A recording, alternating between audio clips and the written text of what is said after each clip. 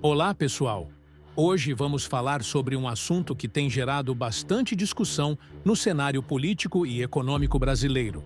As denúncias feitas por Ciro Gomes sobre as políticas adotadas pelo governo Lula e Haddad têm chamado a atenção não apenas pela gravidade das acusações, mas também pelas implicações para o futuro do país. Independentemente de suas opiniões sobre Ciro Gomes, é inegável que ele traz à tona questões importantes que merecem ser debatidas. Neste vídeo, ele faz uma análise crítica sobre decisões econômicas e seus impactos diretos na vida dos brasileiros. Fique até o final, pois é um conteúdo esclarecedor e relevante. Inscreva-se no canal e ative as notificações para acompanhar mais análises como esta. Olá, infelizmente esse vídeo é para denunciar mais um assalto ao bolso do nosso sofrido povo brasileiro. Lula segue sua história de encher o bolso dos banqueiros enquanto fragiliza a população brasileira. Eu explico. Em janeiro desse ano de 2025, o nível de famílias endividadas no Brasil foi de nada menos do que 76,1%. Isso mesmo, quase 8 de cada 10 famílias brasileiras estão endividadas. Prestem bem atenção, essa é uma das maiores proporções de famílias endividadas do mundo. Pior, no começo desse ano, 1/5 dos brasileiros estava comprometendo mais da metade dos seus rendimentos com dívidas. A política de juros de Lula é um câncer mortal porque esse fenômeno do endividamento e da inadimplência está tão generalizado entre as famílias quanto entre as empresas pelo Brasil afora. Nada menos do que 73.700.000 brasileiros seguem humilhados no SPC. Pois bem, Lula agora, com esse nível explosivo de endividamento, anuncia uma das maiores imoralidades de que eu já tomei notícia, olhe, em minha já longa vida pública.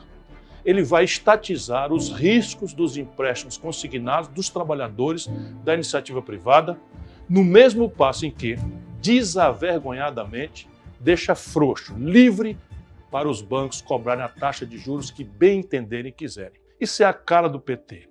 Simplificando, o FGTS, você sabe, é uma contribuição que foi criada para gerar uma poupança a ser eventualmente sacada em ocasiões raras, difíceis, específicas, como a demissão sem justa causa ou a compra da casa própria, por exemplo.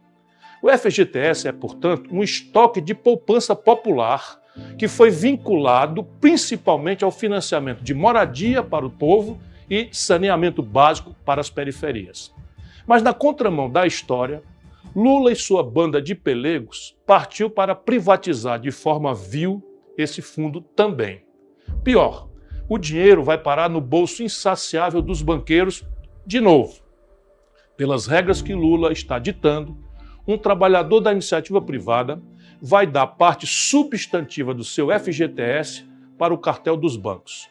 Seja nos juros escorchantes, está se falando no mercado em até 40% ao ano, seja entregando sua poupança, seu FGTS, da vida toda, como garantia se não puder pagar os empréstimos. E quando perdeu o emprego? E se pretendia juntar alguma coisa para comprar uma casinha? E ao se aposentar, precisando desse dinheiro, sem essa poupança mais para dispor?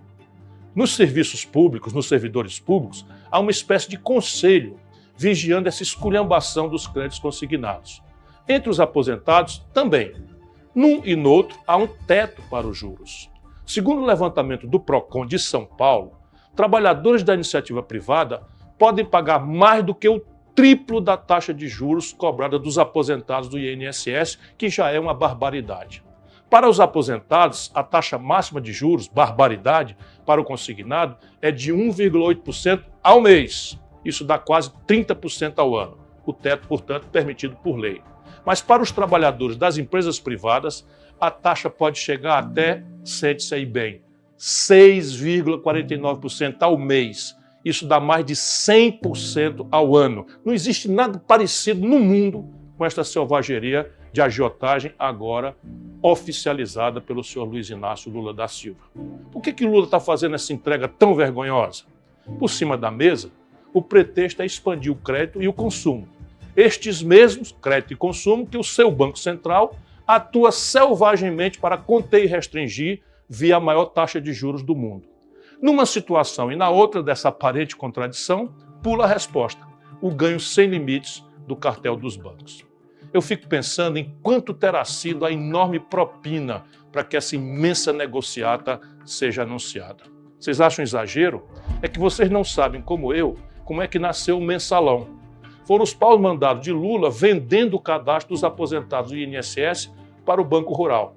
Ou vocês pensam que eu esqueci que Lula entregou no dia 28 de dezembro de 2023 agora, nada menos do que 93 bilhões de reais de precatórios pelo valor de face a bancos que os tinham comprado recentemente por até metade desse valor? Em tempo, Lula deu aos bancos também o direito de fazer crédito consignado em cima do Bolsa Família e do BPC. Eu, nem ninguém, deveria ter mais nenhuma surpresa. Vocês imaginam um pobre entregando quase um terço do que ganha, que não é suficiente nem para comer, em juros para banco? Se imaginam e não sentem o estômago revirar, perdão, tem alguma coisa muito errada acontecendo. Repare, o Lira foi eleito pelo Bolsonaro. O Lira é a representação daquilo que a gente convencionou chamar de centrão, porque a gente gosta de chamar de coisa grave, mas é uma coalizão de picaretas. Tem gente boa, tem gente mais conservadora, e eu tenho profundo respeito pela diversidade do parlamento e até pelo Lira, que é muito hábil, que é muito, enfim. Mas a questão básica é o seguinte, que a pedagogia da chantagem, do toma lá da cá, da roubalheira, virou a linguagem, e o Lula chega, ao invés de enfrentar isso, concilia, mas nem tenta. A turma do PT se zanga, mas a minha questão é assim, nem tentaram. O Lira não foi eleito pelo Bolsonaro e ficou, não. Quando o Lula tomou posse, o Lira foi eleito com o acordo e o voto do PT e apoio do Lula. E qual era a linguagem? A linguagem é essa daí, é o toma lá da cá, e aí não tem limite.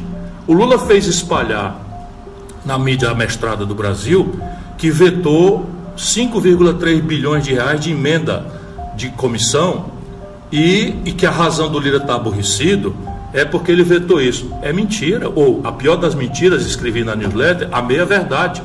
O Lula sancionou 53 bilhões e 400 milhões de reais de emendas. Isso é simplesmente recorde histórico. O Bolsonaro no último ano tinha aplicado 35 bilhões.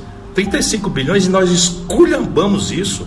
O Supremo Tribunal Federal, que fez vista cega para essa esculhambação, quando o Lula toma posse, nessas coisas de olhar a lei conforme a conveniência política, isso está me incomodando profundamente, o Supremo acabou com as emendas do relator, o Lula restaurou com outro nome. Percebe, irmão? Então ele veta 5,6, faz essa onda, e sancionou 53,4 bilhões de reais de emenda. Sabe qual é a consequência disso? Não é essa coisa da roubalheira e da dispersão, que em si já são muito graves. A dispersão de recursos, sabe qual é a consequência disso? É que ninguém mais se elege deputado federal no Brasil se não for atualmente deputado. Não tem mais chance de um jovem entrar, porque, no mínimo, a cooptação de prefeitos e tal, com negócio de emenda sem limite, sem controle, sem nada, para acabar roubar 20%, 15%, 30%, no mínimo é o começo. Mas a montanha de dinheiro, sabe quanto é que cada deputado manejou durante o primeiro ano do governo Lula? Cada deputado, 54 milhões de reais por deputado. Tira as exceções e vamos botar que ele tenha roubado 10%. Dá 5 milhões e 400 milhões de reais por ano. Só que agora aumentou muito a coisa. Então, repare, é uma distorção, é uma depravação orgânica, e a elite dizendo que é assim mesmo. Eu estou em pânico, ou não estou em pânico, eu virei agora só um crítico, não é? Mas você quiser chegar lá para mudar isso, depois do que o Lula está fazendo, vai ficar difícil. Mas tem como mudar. Como? É uma obviedade. A democracia brasileira é uma democracia do século XIX. Ninguém mais no mundo pratica a democracia do século XIX, quando as distâncias eram muito grandes, não existia internet, não existia televisão, não existia comunicação. E aí você então inventou esse sistema de democracia representativa. Você vota num deputado, o deputado pega um navio, vai para o Rio de Janeiro, passa 8 dias na travessia, aí manda um cabograma para o cabo eleitoral dele para receber pelo correio depois de 3 dias, 4 dias e tal, e aí vai se fazer na estrutura representativa. Irmão, isso tudo é lixo modernamente. O mundo inteiro avançou para elementos de democracia direta quando se trata de decisões estratégicas da sociedade. Isso não é assim na China, não, isso é assim nos Estados Unidos. Eu me lembro, garoto, assim, eu fui convidado pelo Departamento de Estado americano, essas coisas de propaganda deles, e eu pedi para assistir. Eu assisti um plebiscito em São Francisco, na Califórnia, em que a proposta era de aumentar o imposto. Eu digo, vai tomar uma surra. E deu 70% sim, para aumentar o imposto, porque lá esse imposto era vinculado ao financiamento da educação. E isso é o que nós temos que fazer, está previsto na Constituição brasileira. E o que é que faz o Lula e o PT e os líderes da dita esquerda e do pensamento progressista brasileiro? Abandonam o povo no dia seguinte da eleição e passam a jogar o jogo dos barões da gestão da economia, o jogo do orçamento com os picaretas do Congresso e o jogo identitário com essa converseira mole aí, só papo furado, em assuntos graves, mas que são de terceira geração na agenda identitária. Isso é o que está acontecendo com o Brasil. E o Lula vai passear por aí. Vai dar merda. Eu estou avisando que vai dar merda. Já está dando. E eu queria saber, você anda meio quieto, o que você está achando do governo Lula? Um ano de governo Lula, como é que estamos? Eu acho que nós não estamos bem, não. Isso vem do Lula, é o 5º governo do PT, compreende? Parece assim que o Bolsonaro refundou o Brasil e o Lula agora vai nos salvar. Isso vem da tragédia de 5 governos do PT. Esse é o 5º governo do Lula. O que o Lula está fazendo é replicar, agravar a relação podre, corrupta, fisiológica, clientelista, que vem se agravando profundamente no Brasil. O Lula bateu recorde de liberação de emendas, de orçamento secreto, de emenda de relator, com outros nomes. E um que se está roubando, Mário Sérgio, deve haver exceções, mas está se roubando 20%, 30% disso pelo Brasil afora, em todo canto. Vem o Lula, vai bater na cadeia. Tu acha que ele foi absolvido? Nunca foi absolvido. O Supremo fez uma curva para dizer que os processos não deviam ter sido julgados 5 anos depois, nessas maluquices que a institucionalidade brasileira tem praticado. Mas, assim, o Lula foi parar na cadeia, a Dilma foi caçada, o Michel Temer foi parar na cadeia. Meu irmão, isso dá certo? Todos eles governaram com esse pragmatismo de se agarrar com os corruptos, de fazer discurso de corrupção e não sei o quê, sabe, de se agarrar com a fisiologia. E isto com certeza não dá certo. Cadê o Lula? Cadê o Haddad? Isso é uma canalice, vai me perdoar, você cobrar imposto de renda de quem ganha R$ 2.600 e não cobrar imposto de renda quem bota R$ 1 bilhão de dividendos no bolso da pessoa física. Se você mesmo não for vendido, como infelizmente o Lula e o PT se venderam. E essa é a minha grande frustração, que para mim não é surpresa, lamento muito dizer, porque o Lula perdeu o pulso faz tempo. Quando ele assina a carta aos brasileiros, ele abre mão de qualquer, mesmo empírica, de qualquer formulação, de qualquer mudança mais profunda.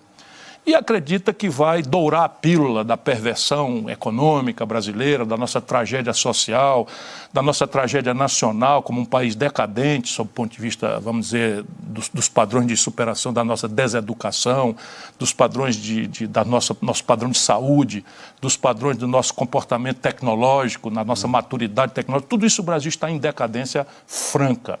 E do próprio manejo do território. Nas cidades, hoje o Brasil não é mais controlado pelos governos, mas por facções criminosas e milícias. É uma tragédia. Lula vai a Paris e está cheio dos grandes discursos e tal, e promete desflorestamento zero. E a repressão voltou. Por quê? Porque é simples, o Bolsonaro tinha destruído a repressão. E essa repressão tinha que acontecer. Mas não é provável que 40 milhões de brasileiros que foram para a Amazônia integrá-la para não entregar, estou fazendo aqui a menção, não é, das grandes ondas migratórias que o governo federal brasileiro estimulou, e são 40 milhões de brasileiros que vivem hoje na Amazônia Legal e só aprenderam a fazer uma coisa: desmatar para a agricultura, desmatar para criar gado, desmatar para fazer garimpo, desmatar para a exploração de madeira.